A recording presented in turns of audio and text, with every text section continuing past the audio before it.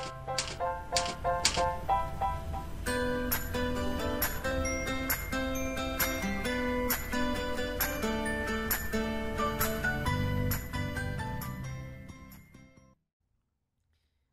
assalamualaikum warahmatullahi wabarakatuh. Jumpa lagi bersama saya Abdurrahman, masih di channel Micro Programming. Pada sesi kali ini kita akan membahas tentang database, gitu ya. Jadi Python kita nantinya akan terhubung dengan database. Nah, sebelum kita lanjut ke database, kita pahami dulu apa sih database tersebut. Database itu terdiri dari dua kata, yaitu data dan base. Data itu kita tahu bahwa data itu merupakan suatu, sederhananya data itu merupakan suatu kumpulan atau catatan gitu ya, yang berupa fakta-fakta. Nah, seperti itulah. Dan base itu merupakan dasar. Nah, apa sih catatan itu? Nah, catatan itu bisa saja berupa nama, kemudian alamat, misalnya kependudukan lah, misalnya nama, alamat, kan, nomor KTP dan sebagainya. Itu merupakan sebuah data, ya, buku dan sebagainya. Nah, base itu merupakan dasar, berarti ada suatu data-data dasar. Nah, apabila kita gabungkan database, itu berarti merupakan data, ya, data dasar gitu, mentahannya seperti itu ya, yang diolah dan mempunyai keterkaitan, ya, saling keterkaitan antara satu dengan yang lainnya, seperti itu. Jadi dengan database ini dapat mempermudah kita, seperti itu ya, si user atau si developer gitu ya, untuk mengolah data-data yang ada. Nah, sistem pengelola datanya disebut DBMS, yaitu Database Management System. Nah, Database Management System ini, DBM atau kita singkat sebagai DBMS seperti itu, banyak sekali. Itu di antaranya adalah ada Oracle, ya, kemudian ada MS Access, kemudian SQL Server, kemudian MySQL, kemudian MongoDB gitu ya. Nah, itu merupakan nama-nama DBMS seperti ya. Walaupun kadang kita berbicara gitu sama programmer, bilang, kamu bawa MySQL atau Oracle itu merupakan database-nya. Nah, jadi itu sebenarnya masalah terminologi saja, seperti itu, perkataan sehari-hari gitu ya. Jadi sebenarnya database itu merupakan isi dari si DBMS tersebut, gitu ya. Oke, kita lanjut. Nah, di database ini, DBMS ini, seperti itu, si Python ini kita bisa menggunakan beberapa bisa dikatakan modul gitu ya, atau library gitu ya.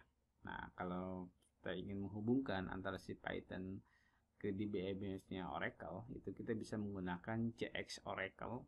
Kemudian kita juga bisa menggunakan PyODBC. Nah, apabila kita ingin menghubungkan ke DBMS-nya MS Access. Kemudian ke SQL Server kita juga bisa menggunakan PyODBC tadi. Kemudian kita juga bisa mengoneksikan ke MySQL, bisa menggunakan MySQL DB atau MySQL Connector, gitu ya. Nah, untuk koneksi ke si MongoDB gitu ya, itu kita bisa menggunakan PyMongo, ya. Oke, seperti itu. Nah, pada sesi kali ini kita akan menggunakan MySQL yang sudah terbanding dengan XAMPP, gitu ya. Oke, teman-teman langsung saja bisa buka gitu ya XAMPP-nya, langsung ketikkan saja seperti ini, atau misalnya ketikkan di sini XAMPP, kemudian oke. Nah, seperti ini ya. juga di sini. Ya, teman-teman tinggal download saja seperti itu. Ini ada PHP 8, jadi dia versi 8. Ya, kita tahu bahwa si XM ini merupakan binding dari Apache, MariaDB, kemudian PHP dan Perl. Ya, X-nya apa? X-nya itu adalah closed platform. Jadi dia di mana aja bisa gitu ya. Ya, ini di Linux, kemudian di apa? OS X gitu ya. Nah, itu bisa. Seperti itu ya. Silakan teman-teman download saja. Seperti itu, saya sudah mendownloadnya. Kemudian install di laptop teman-teman masing-masing. Oke. Silakan pilih saja direktori penyimpanannya, instalasinya gitu ya. Nah, saya di sini sudah menginstal di drive F karena sebelumnya di C saya pernah menginstal juga. Nah,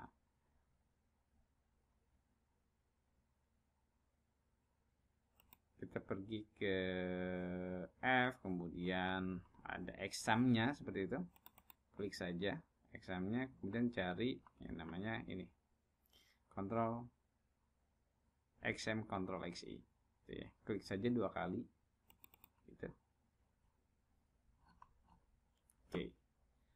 Nah, kemudian klik ini start. Oke, seperti itu. Nah, apabila teman-teman menginstalnya di drive C, maka port yang ada itu adalah 3306 ya, 3306. Nah, saya menginstal di drive D karena saya menggunakan 2 seperti itu, dan yang akan kita gunakan itu yang di drive F ya, seperti itu. Cara merubahnya untuk port ini, teman-teman bisa masuk ke sini ya.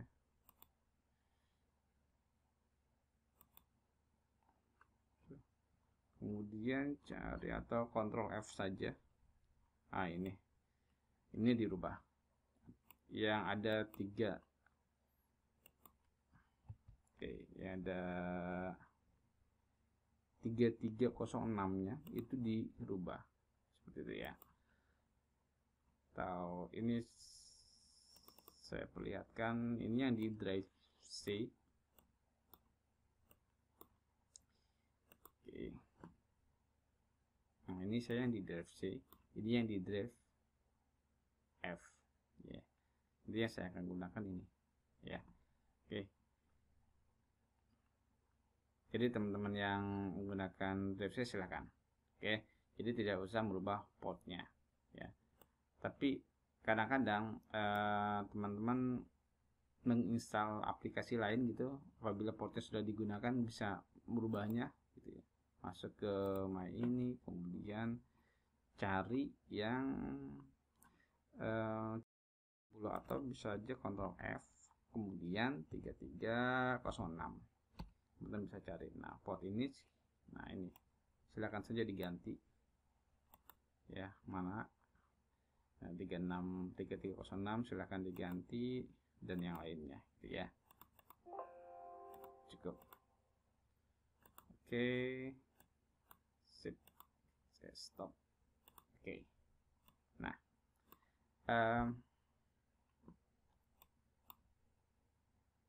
setelah ini selesai, teman-teman install seperti itu.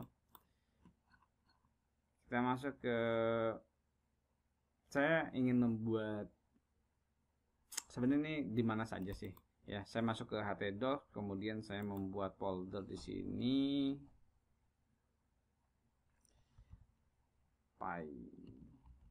dasar seperti itu. Jadi teman-teman silakan boleh membuat foldernya di mana saja, terserah gitu ya. Nah, kalau khusus saya menggunakan di htdoc seperti itu ya. Kita buka dengan menggunakan VS Code.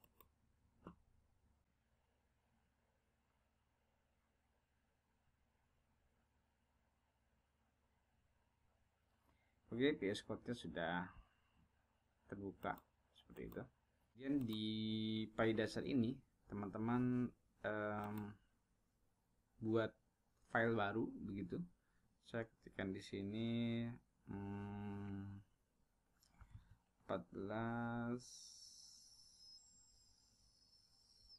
db ya, database.py.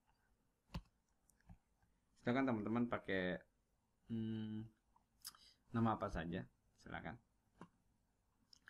Saya menggunakan 14 ini karena di sebelum-sebelumnya ini merupakan pertemuan yang ke-14 gitu. Oke, yang pertama yang harus teman-teman lakukan adalah menginstal dulu si MySQL connector seperti itu ya. Oke, klik ini saja agar terminalnya bisa terlihat. Oke, terminal di bawah ini ya. Kita bisa menggeser ke sebelah kanan. Oke, move right. Oke, sip. Di sebelah kanan. Oke. Pertama, kita pip list dulu ya. Kita ingin melihat sudah ada atau belum MySQL connectornya. Silakan ketikkan pip list seperti ini. Oke. Kemudian oh ya, apabila teman-teman pertama kali untuk menginstal si VS Code ini, mungkin teman-teman ada dua mungkin ya yang terinstall secara default, yaitu pip dan apa ya, saya lupa. Ya, dan ini saya banyak sekali tuh yang sudah diinstal package-nya itu ya. Jadi teman-teman sekarang instalkan yang belum ada MySQL connectornya ya. Misal dengan pip install MySQL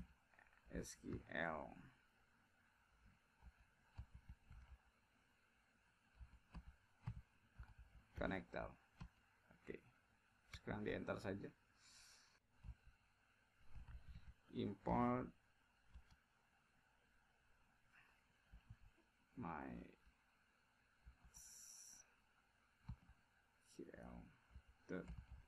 connector seperti itu. Kita sudah import.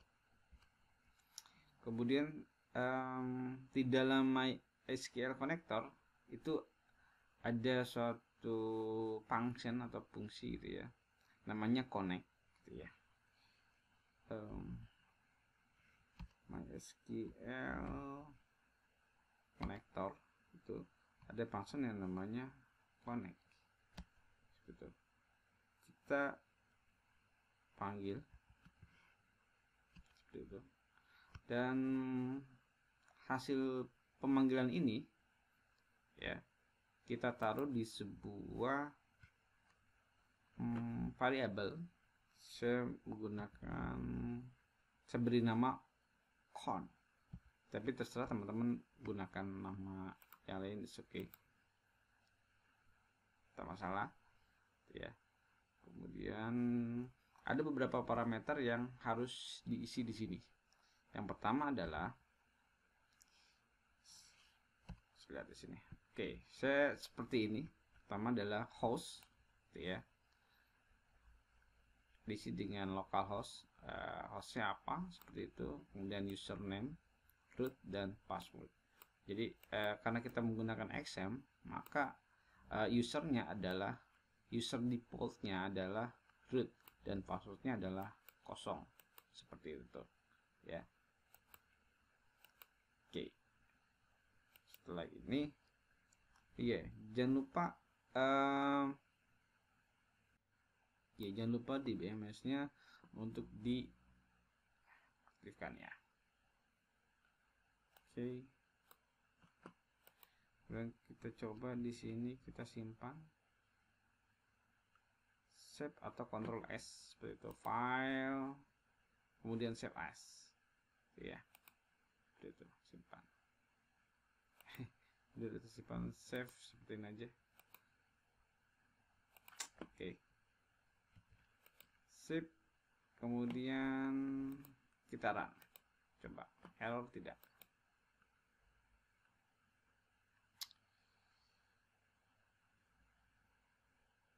Oke. Oh, di saya error. Kenapa? Mungkin di teman-teman di laptop teman-teman yang menginstal examnya di directory C mungkin tidak akan terjadi seperti apa yang saya alami ini ya, karena secara defaultnya dia akan terkoneksi ke portnya 3306 gitu. Nah, port yang saya gunakan di sini menggunakan port 3366. Jadi saya harus menambahkan satu parameter lagi di sini adalah port isinya 3366 seperti itu. Di sini saya isikan port oke 3366. Jangan lupa tanda petiknya seperti itu. Oh, sama 3366.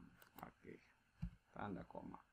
Sip ya, kita run.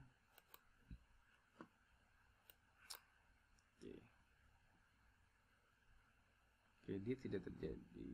Oke, tidak terjadi apa-apa ya.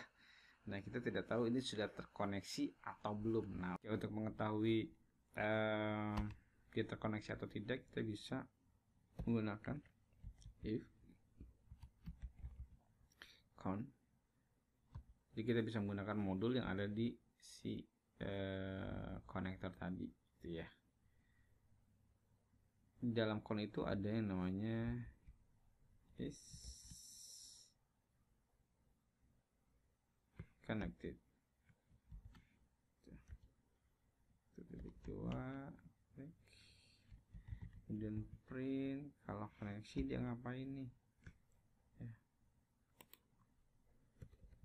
misalnya bisa print count atau bisa database telah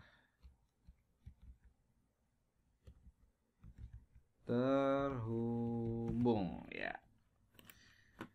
Oke, kita coba run.